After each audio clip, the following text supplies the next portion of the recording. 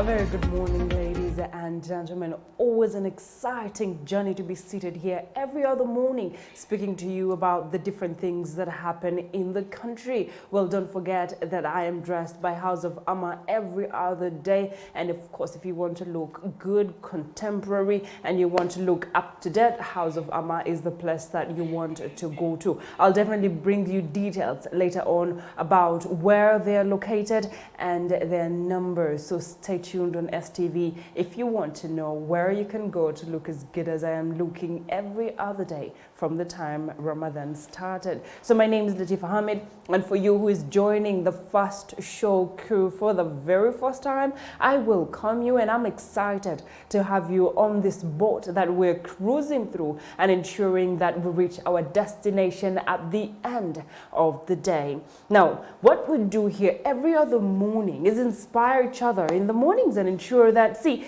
your day may not have been good yesterday, but today your day may have been better, and it is time for you to be that anchor for that person whose day is not good today. Your day will never be perfect, but your day will not always be as sad either. So ensure that when you are out there seated and thinking about all the difficulties that you have in life, you still have the heart to be good to someone else. You still have the heart to smile. For those who know the Sunnah of the Prophet Muhammad, peace be upon him, the message is that a smile is a Sunnah. A smile is a way of getting other people to feel better about themselves. See, when you go and talk to Vincent with a frown on your face, that means he will not as well speak to you with the excitement and the mood that you'd want him to, even if you have a bad day. I need you to learn how to practice your smile. Look into the mirror and practice that smile. Go. See, even if it's fake, darling, even if it's fake, there'll be a time when it becomes real. I'll repeat the lesson that we did a few days ago, and the lesson is regardless of how much of a hard time you're going through, I want you to keep telling yourself that the hard time comes once in a while, and every other time things will be okay. That you're going through right now is a process of fire. We call it the process of fire because after that fire, you have that refining moment that makes you better than what you are. When gold is gotten out of the sand from deep inside, the caves and the walls and the sand. See, what happens to gold is that it goes through the process of washing it, of course, and then for it to come out as jewelry, as something precious that is bought at a very high price, it has to go through fire. The glass that you drink water in, that breakable, delicate, amazing glass that you drink water in, has to go through a process of fire. It goes through that process and then it's shaped and then it becomes what it is. So from me to you, from the first show crew that has Dawn, Husna, Feti, Jeff and Sarah and Vincent, we're here to tell you that that fire process will hurt you to the core. It will turn your inside out. But how do you deal with the time when it comes your way? How do you go through that process and emerge a winner? Now that is the process that makes you. That is the process that makes you stand out from a lot of people. While other people feel like life has to be smooth. All I want is a silver plate and a silver spoon to put that food in my mouth. You saw eating from a plate made out of stone. You saw eating from a plate made out of banana plantation. But then later, when you emerge as a winner, the gold plate has nothing on you. So ensure that you're strong when your body needs you to be strong, and you will emerge a winner. But if you let that moment of weakness get to you, the ultimate result will be the end. You will just stay the loser that you are, the one that gave in to the pain at that particular time. There's a time in my life I was going through a very terrible section and I actually cried over it. Yes, sir, I cried, and everybody cries. Whether you're a man or a woman, everybody cries, and it's okay to cry. It's okay to let it go sometimes. But How do you get off from that session where you sat in the corner of your room and wept like a baby and cried like your soul is getting out of your body? How do you get out of that particular moment? I mean, my friend told me at that time when I called them bawling and crying like a baby. Yeah, I call people sometimes. They told me, see, there's a time that me and you will laugh about this matter. And I said, no, that's impossible. I will never laugh about this matter. It's one of the moments of my life that will scar me forever. And he said, mark my word, Latifa, we'll laugh about it. Today, when I look back in time and I see myself bawling in the corner of my room, I laugh about it. And I say, hey, look at me. Look where I am. And I thought I'd never go from that process. The saying is that God does never gives you or does not give you a task that is hard for you.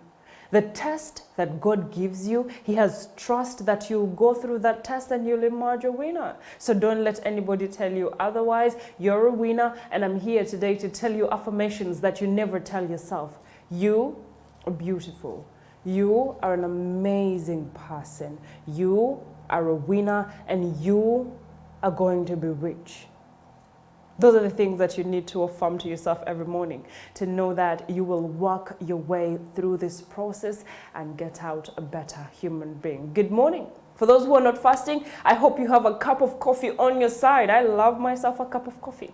So I hope you're having yourself a cup of coffee on your side, and I hope that you're sipping that coffee knowing that you have a full day ahead of you, and the full day where you have to arrive at 100%. So give whatever you do in life 100%. Even if you're taking pictures on a camera, give yourself 100%. Even if you're seated in the production, give yourself 100%. Even if your job is to write music, even if your job is to sing it, even if your job is to write a book, honey, give it 100%, because life will give you back 100% in everything that you do. And that's where we'll start this particular session of the first show, with a little bit of a piece of advice to everybody who is watching us. And this particular one goes to the early birders, the ones who wake up very early in the morning and they're dedicating themselves to making the best out of what they have in life. Life has thrown lemons at us, especially in this COVID-19 time, but we've made lemonade out of it, and we've drunk the lemonade with ice cubes in it. Now that is called emerging out as a winner. Now, on the first show, what we do for you who has just joined us today, and this is your first time on the first show, and now that means that you've become part of the family. On the first show, what we do is we bring you updates.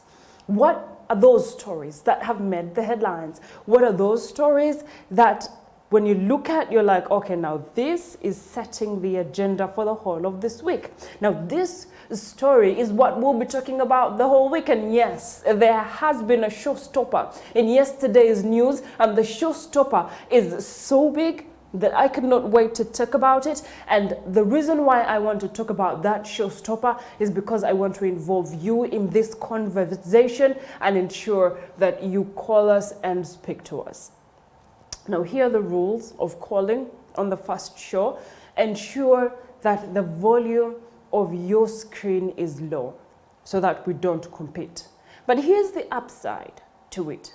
We have Facebook, we have Twitter, we have Instagram, and then we also have YouTube.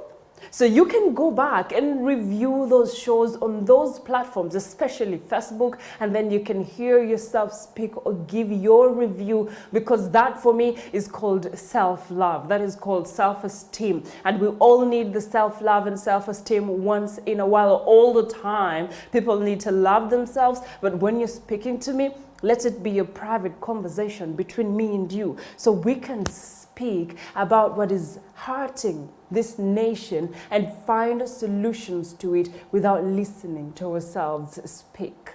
That way we can have a better feedback. That way there'll be no echo between you and me. That way we can communicate better, and then your message will be passed and then you can review it later.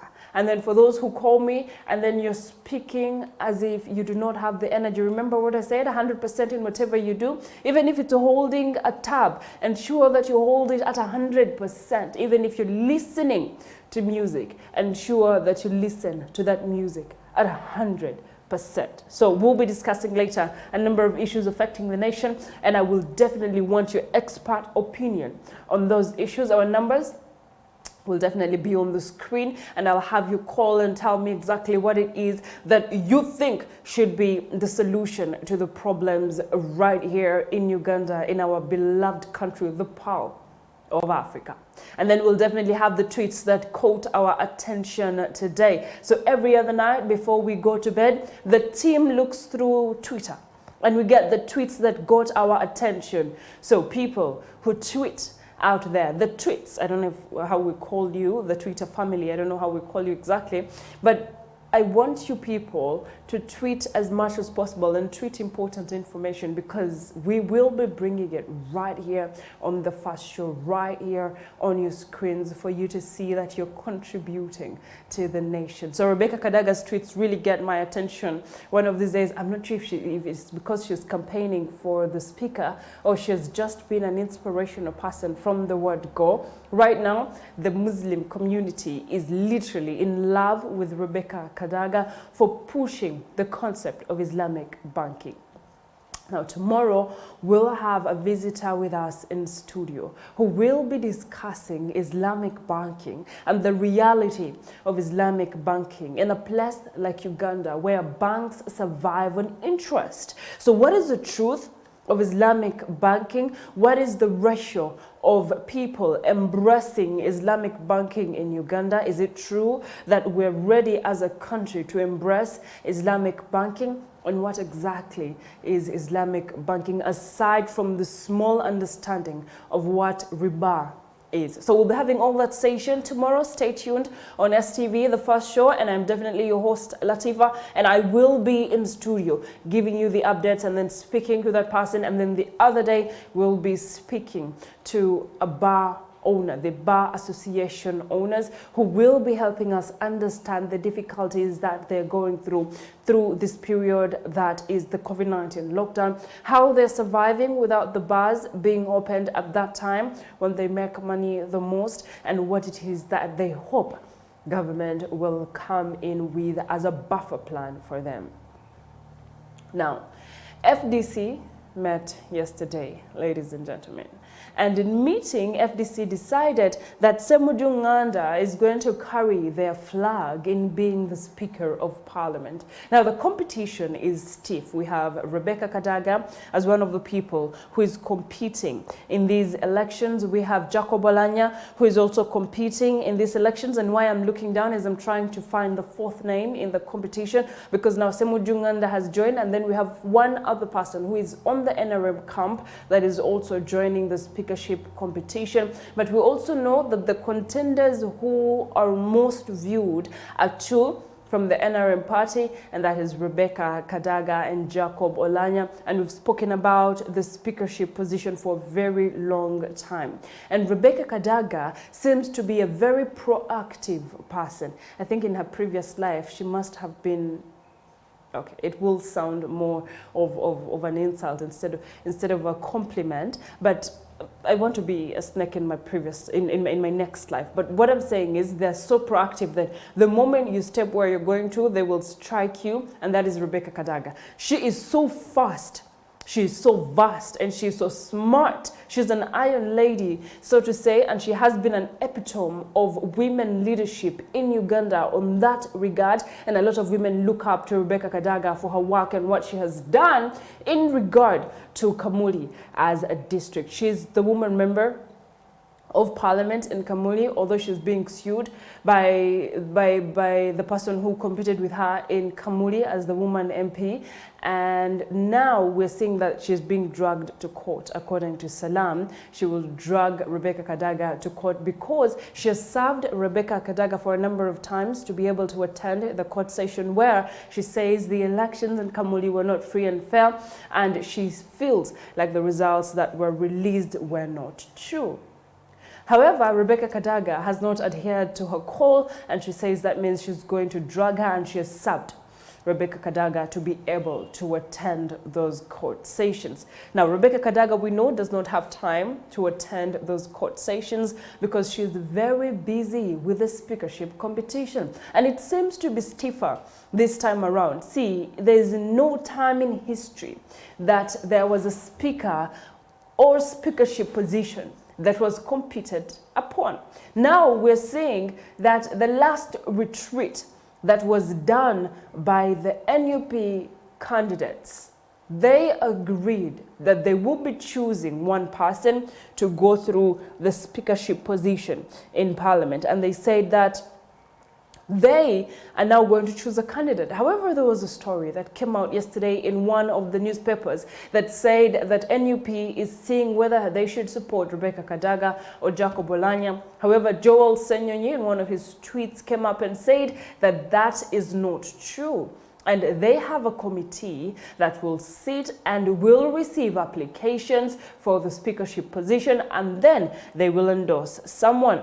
So the party chairman, Ambassador Waiswa Birigwa, said the decision has reached through the party's top organs and the working committee, plus the parliamentary caucus and the National Executive Council. Okay, that's too many people sitting to decide on the speakership position. But according to them, they have agreed to front Honorable Hon Ssemujju Nganda and Honorable Yusuf Nsibambi to contest for the position of Speaker and Deputy Speaker of the 11th Parliament, respectively. I'll repeat it. We know that Honorable Ssemujju Nganda showed his interest in becoming the next Speaker of Parliament even before he was confirmed by FDC, and he said, "I am going to stand as the Speaker of Parliament."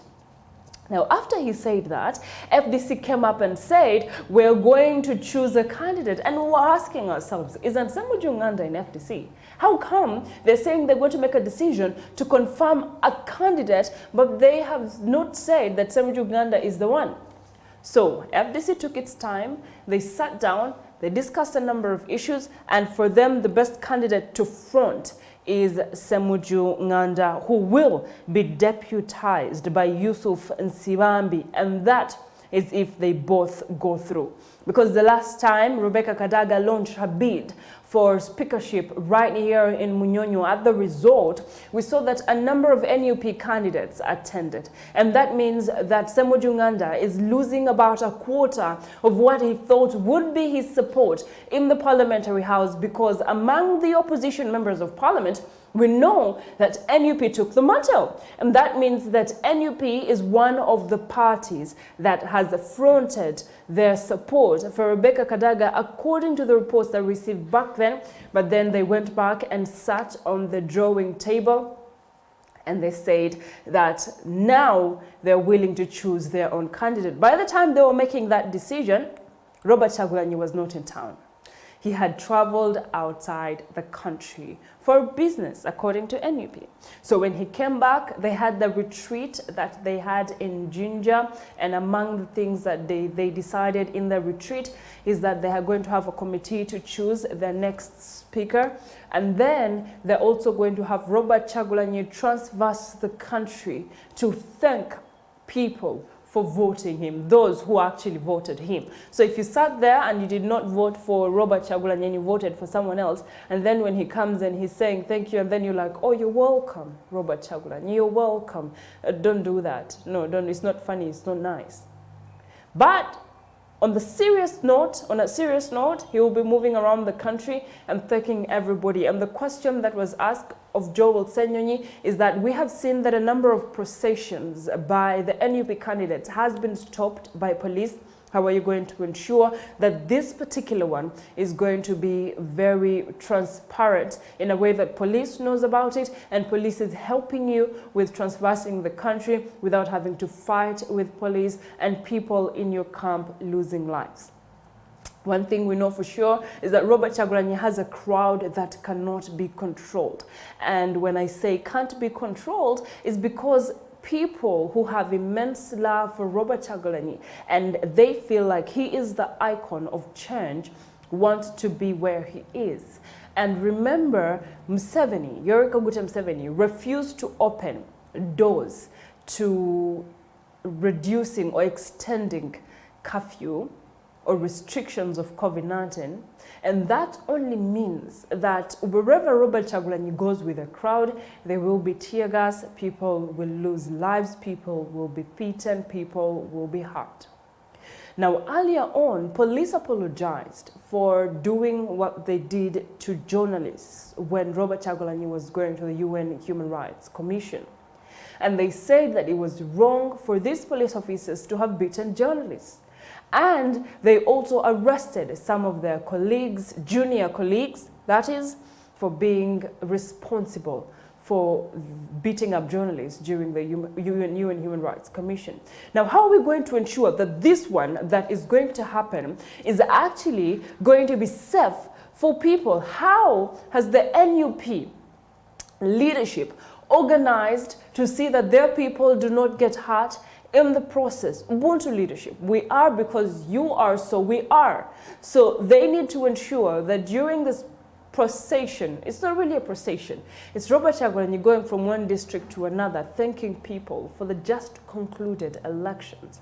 And they're saying that they will inform police, although police has stopped them from carrying out any of their gatherings, but they will inform them regardless and hope that this one will be more peaceful than the ones that went along. So we're still waiting for NUP to make their decision on whether Nambozo will be their next Speaker of Parliament. I mean, she's vocal enough and she seems to be smart when she wants to be.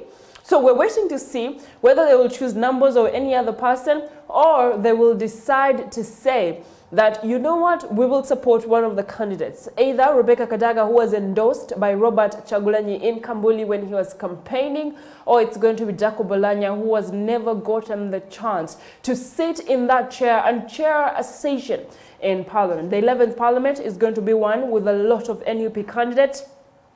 And Robert Kyagulanyi, the time when he became the Member of Parliament, a lot of things happened in Parliament.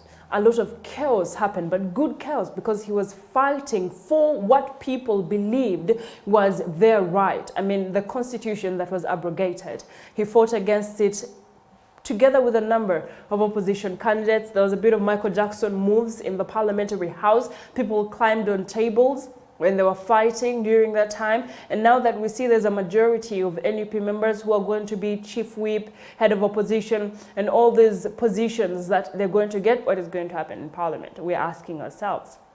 Now, coming back to the conversation of the Speaker of Parliament. Now we see that the contenders for the Speaker of Parliament have become Rebecca Kadaga, Jacob Oulanyah, who is the deputy of Rebecca Kadaga. We have the Rakai woman member of Parliament. The name I was looking for is Juliet Kinyamatama. Juliet Kinyamatama from NRM, and she's the Rakai woman member of Parliament, and Richard Sebamala, who is from Democratic Party, and for him, he says he'll be coming in as a speaker as well. So all these opposition candidates, right from the time that Ssemujju Nganda decided that he was going to participate in the speakership race, all these opposition parties said they would also front a candidate, and they have done so. However, when you look at the plate, and I'm asking this question to you, who do you think has a little bit of support, aside from Rebecca Kadaga, of course, who has been there for a while and who has done an amazing job according to both the opposition and the sitting government? Who else do you think has a little bit of more support? The Lango members of Parliament, or members of Parliament from the Lango region, say that they want the deputy, that is Jacob Oulanyah, but we still haven't seen any other group come out to say they're supporting Jacob Oulanyah, but we've seen a group of two come up and say they're supporting Rebecca Kadaga. And we also know in the makeup of Parliament, we have more members who are non-partisan. And when I say non-partisan, they participated with an independent ticket in the just concluded elections. And however, they're more leaning to NRM than they are to the opposition, which means whoever is going to stand on the NRM ticket seems to have a bigger cake or a bigger cut of the cake unless it is someone who is from the opposition and the opposition form a coalition to support this person. I told you that the speakership conversation will continue for a very, very long time.